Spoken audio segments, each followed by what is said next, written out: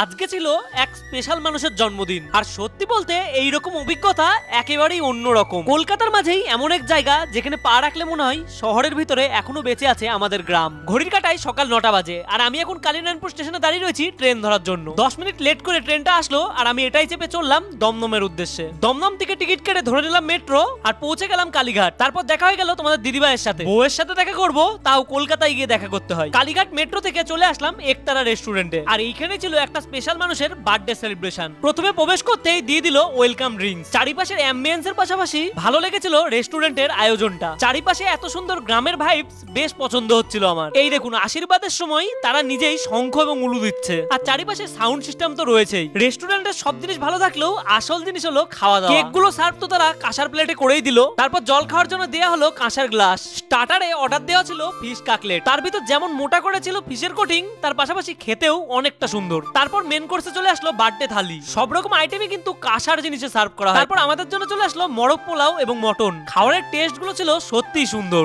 খাওয়া দাওয়া শেষে ছিল কোল্ড ড্রিঙ্ক, আর খাওয়া শেষে ছিল এই সেই দুঃখজনক চিঠি, যেটা আমরা কেউই পছন্দ করি না।